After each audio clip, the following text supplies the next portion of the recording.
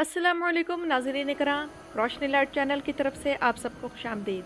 मेरी आज की वीडियो कुरुलुश और हान के बारे में है और नाज़रीन इकराम आज की इस वीडियो में इसकी एपिसोड 25 का रिव्यू होगा और मैं इस बारे में बात करूंगी कि इस एपिसोड के पॉजिटिव और नेगेटिव पॉइंट्स कौन कौन से थे और आने वाली एपिसोड के वाक़यात पर भी बात की जाएगी। लेकिन मैं वीडियो शुरू करने से पहले इस बारे में बात करना चाहूँगी कि 4 जून 2026 को यानी सिर्फ चंद दिन पहले कुरुलुश उस्मान के अख्ताम को 1 साल हो गया। ये टर्किश तारीख़ी ड्रामों के कामयाब तरीन प्रोजेक्ट्स में से एक था और इसने तुर्की के अंदर और दूसरे ममालिक में अपना गहरा असर छोड़ा। इतनी अजीम सीरीज़ कम अज़ कम एक ऐसी अख्तामी किस्त के मुस्तहिक थी जो कि इसके शायने शान होती। और जैसा कि हम कुरुलुश और हान के स्क्रिप्ट में बहुत सी कमज़ोरियाँ देख रहे हैं जिन पर हम एतराज़ भी करते हैं क्योंकि हमें गुस्सा आता है, तो शायद आप लोगों को याद होगा कि यही कमज़ोरियाँ कुरुलुश उस्मान के स्क्रिप्ट में भी हुआ करती थी। लेकिन तहरीर की इन कमज़ोरियों और नाक़िस स्क्रिप्ट के बावजूद जिस शख्स ने कुरुलुश उस्मान में उस्मान बे की अज़मत और रोब को बरकरार रखा वो बुराक ओज़वित थे। वही इस तारीख़ी किरदार को सबसे बेहतरीन अंदाज में निभाने वाले अदाकार थे। मुसलसल 6 साल तक किसी तारीख़ी किरदार को उसकी अज़मत के शायान शान परफॉर्म करना कोई आसान काम नहीं और बुराक ओज़वित ने इस जिम्मेदारी को भरपूर तरीके से निभाया। तो बहरहाल आते हैं कुरुलुश और हान की तरफ। तो इस एपिसोड की सबसे अच्छी बात तारीख़ी किरदारों की मौजूदगी थी। हाजी इल्बाई, कोनर, आकचा कोजा और कराजा बे का ना सिर्फ जिक्र किया गया बल्कि उन्हें दिखाया भी गया और ऐसा लगता है कि कुरुलुश और हान की आखिरी एपिसोड में कोई बड़ी जंग दिखाई जाएगी और मेरा ख्याल यही है कि वो पहली कानून की जंग होगी, क्योंकि मेरा ख्याल है कि आने वाली एपिसोड में एक टाइम जंप होगा जो कि हमें मशहूर जंग पहले कानून तक ले जाएगा, क्योंकि ये नामुमकिन है कि इतनी अहम जंग को ना दिखाया जाए।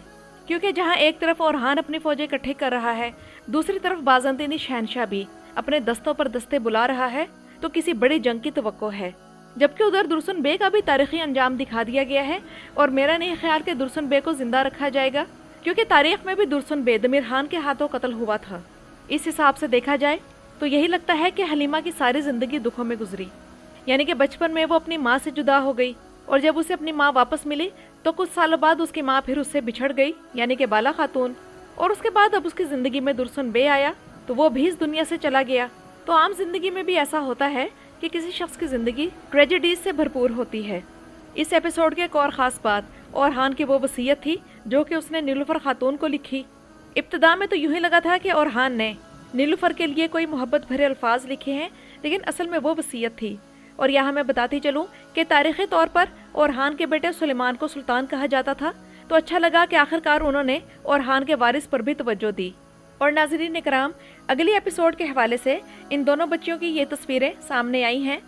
मेरा ख्याल ये है कि ये दोनों बच्चियां कबीले में नहीं हैं और ये काई कबीला भी नहीं है, क्योंकि मेरा अंदाज़ा ये है कि ये रुमेली में एवरानोस बे की नई इमारत होगी जो वो अपने किपचाक कबीले के लोगों और अपनी बीवी फातिमा खातून के साथ कायम करेंगे। और गालबन इस छोटी लड़की को एवरानोस गोद ले लेगा, क्योंकि इस बेचारी का कोई भी सरपरस्त नहीं होगा। वो इस तरह कि वलेरिया को टीबी है तो वो उससे मर जाएगी और एंद्रियास आने वाली किस्त में एवरानोस की तलवार का शिकार होगा। तो इस तरह ये बच्ची अपनी माँ और बाप के साए से महरूम रह जाएगी। और वलेरिया के बारे में मेरा अंदाज़ा यही है कि वो एंद्रियास और एवरानोस दोनों के मुश्तरका महबूबा रही होगी, लेकिन शादी करने में उससे एंद्रियास कामयाब हुआ होगा और अगली किस्त में तमाम सूरत हाल खुलकर सामने आ जाएगी और एवरानोस की बेगुनाही भी वाज़ेह हो जाएगी। जबकि गोंचा और अलाउद्दीन के हवाले से मेरा अंदाज़ा ये है कि खिज़र के बाद अब उन्हें अगली औलाद की भी खुशखबरी मिलने वाली है, क्योंकि फाइनल में यकीनन चंद महीनों का टाइम जंप होगा। तो उसमें गोंचा की बेल्ट कमर से काफ़ी ऊपर बंधी हुई है, तो उससे मैंने ये अंदाज़ा लगाया। और चूँकि ड्रामा ख़त्म होने वाला है तो इसीलिए इस पोर्चा के ज़रिए दरमियान में से तलवार हटवा दी गई है, वरना अगर इस ड्रामे ने कई किस्तों तक और चलना होता तो ये मामला भी ये लटका कर रखते। तो अब सिर्फ एक किस्त बाकी रह गई है, इसलिए मजबूरन शायद ये मंजर लिखा गया है और फाइनल में इस पोर्चा के हवाले से हमें शायद इब्राहिम बे की खुशखबरी मिले और इसके अलावा हम डेफने और यीद की मौत तो लाजमी देखेंगे। तो ये तो थे इस एपिसोड के पॉजिटिव पॉइंट्स। अब जो लोग नेगेटिव पॉइंट्स नहीं सुनना चाहते वो मेरी वीडियो यहीं से छोड़ सकते हैं। तो बहरहाल जो लोग अभी वीडियो देख रहे हैं, तो क्या उन्होंने नोट किया कि फातिमा रात को गुस्से में घर से निकल गई, लेकिन ना ओरहान और ना अलाउद्दीन ने उसकी फ़िक्र की। इसके अलावा रात को दीवान का इजलास बुलाया गया, लेकिन नोट करें कि वो इजलास सुबह हुआ, जबकि ओरहान को रात को ही खबर मिल गई थी कि फातिमा गायब है। तो हमें लगा कि जैसे वो अपनी बहन को तलाश करेगा, लेकिन वो सीधा रियासती इजलास में आ बैठा और ऐसा लगा कि जैसे बहन के अगवा से ज़्यादा उसे किसी और मसले की फ़िक्र थी। और मैं वाकई उस वक्त हैरान रह गई थी कि जब ओरहान ने फातिमा के गायब होने के मामले को डिस्कस ही नहीं किया। इसके बाद आप में से किस किस ने नोट किया कि इन्होंने उस्मान गाजी की कब्र कहाँ दिखाई है? क्योंकि शायद आप लोगों को याद होगा कि इन्होंने पहले नसूर चलबी और मलून खातून के जरिए खुद ही बताया था कि उस्मान की कब्र कहाँ है और फिर खुद ही भूल गए। याद करें कि उस्मान बे ने वसीयत की थी कि उन्हें बुरसा में चांदी के गुंबद के नीचे दफन किया जाए, लेकिन अब ड्रामे में कब्र जंगल के बीच दिखा दी गई। हम सब जानते हैं कि उस्मान गाजी की कब्र तारीखी तौर पर बुरसा में थी, लेकिन फातिमा के रोने वाले मंजर में कब्र शहर से बाहर दिखाई गई। तो इस तरह ड्रामे ने सिर्फ तारीख ही नहीं बदली बल्कि अपने ही पिछले वाकयात की भी नफी कर दी। और मुसीबत यही है कि यह ड्रामा व्यूअर्स की अकल और तारीख दोनों का मजाक बना चुका है। और मेरा ख्याल ये था कि फ्लेवियस बरसों तक उस्मान बे को अपने वालिद का कातिल समझता रहा, फिर अचानक वो उसी शख्स की बेटी का मंगेतर बन गया। तो अब जब वो उस्मान बे की कब्र पर आया तो इस सीन पर जज्बाती मामले में ज़रा ज़्यादा काम होना चाहिए था, जिसमें डेप्थ भी होती। हमें अच्छा लगता कि वो उस्मान बे से अपने दिल की कोई 2-4 बातें करता, या फिर शर्मिंदगी का इजहार करता कि वो उस्मान बे को इतने सालों तक कातिल समझता रहा, या फिर फातिमा के हवाले से कोई बात करता। लेकिन राइटर्स ने इस मौके को भी ज़ाया कर दिया। हालांकि नई एपिसोड आने में 2 हफ्ते का वक्फा था, लेकिन इस वक्फे के बावजूद फ्लेवियस और फातिमा की मकबूलियत अब भी बढ़ रही थी। तो अगर इनके लिए बेहतर मनाजिर लिखे जाते तो ये और भी मकबूल होते। लेकिन सबसे बड़ी गलती राइटर्स ने यही की कि दूसरे किरदारों को चमकाने के लिए फ्लेवियस और फातिमा की जोड़ी को कुर्बान कर दिया। इसके अलावा हर एपिसोड में फातिमा, फ्लेवियस, हलीमा और दुरसुन की अगवा और धोखे वाली कहानी कॉपी पेस्ट की जाती है। अहम वाकयात को सतही अंदाज में निपटाया गया और फजूल बातों को गैर ज़रूरी तौर पर खींचा जा रहा है। और कुरुल शोरहान की आखिरी 10 किस्तों में तो मुझे ऐसा लगा कि जैसे 6 राइटर्स नहीं बल्कि एक ही कमज़ोर राइटर पूरा ड्रामा चला रहा हो। आप एवरेनोस को ही देख लें कि एक शख्स इस्लाम कबूल करता है, लेकिन उसके मजहबी मनाजिर दिखाने के बजाय उसे अपनी मंगेतर को उसी के भाइयों के सामने गले लगवाते हैं। यानी कि बेवकूफ़ी की हद हो गई कि चंद दिन पहले तक फातिमा उसका हाथ पकड़ने की हिम्मत तक नहीं करती थी और अब शादी से पहले गले मिल रही है। यानी कि इस ड्रामे में मजहबी असूल हर एपिसोड में रोशनी की रफ्तार से भी तेज़ी से बदलते हैं।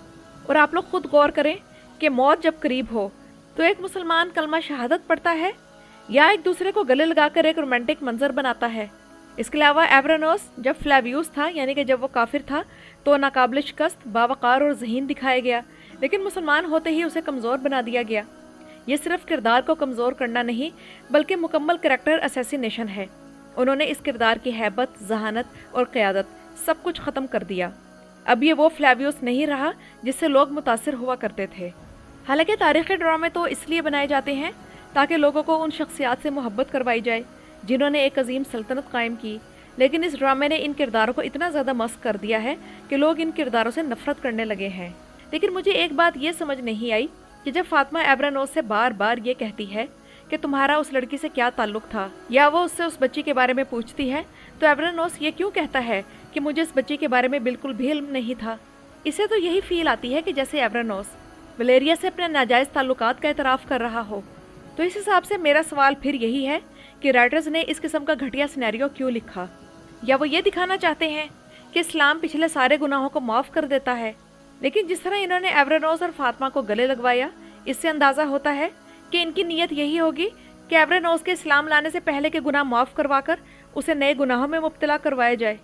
बहरहाल फातिमा नूरगुल तो वही लिख रही है जो सोशल मीडिया पर इस ड्रामे का अजीबोगरीब फैंडम चाहता है, और साफ जाहिर है कि वो ड्रामा नहीं फ़ैन फिक्शन लिख रही है, क्योंकि फैंस अपनी ख्वाहिशात और इमेजिनेशंस को स्क्रिप्ट में डलवा रहे हैं, और यही वजह है कि ये ड्रामा अब मजाक बन चुका है।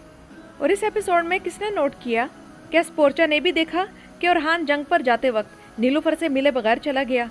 हो सकता है कि स्पोर्चा ने ओरहान को शिकायत की हो कि नीलूफर इसे ओरहान के साथ शरीक नहीं करना चाहती, इसलिए ओरहान जंग पर जाते वक्त नीलूफर से अलविदा तक नहीं कहता, क्योंकि राइटर्स के मुताबिक स्पोर्चा को बुरा लगता। इसका मतलब यह है कि ओरहान ने स्पोर्चा की खातिर नीलूफर के खिलाफ रवैया इख्तियार किया है। लेकिन यहाँ एक और बात मैंने ये नोट की है कि जब ओरहान ने नीलूफर को अलविदा नहीं कहा तो स्पोर्चा ने तंज के तौर पर उसे एक लफ्ज़ भी नहीं बोला, लेकिन अगर वहाँ नीलूफर होती तो स्पोर्चा को बहुत कुछ सुनाती। तो नाज़रीन इकराम, ये तो थी मेरी आज की वीडियो। अपनी राय का इजहार कमेंट्स में ज़रूर कीजिएगा। मेरी वीडियो देखने का शुक्रिया।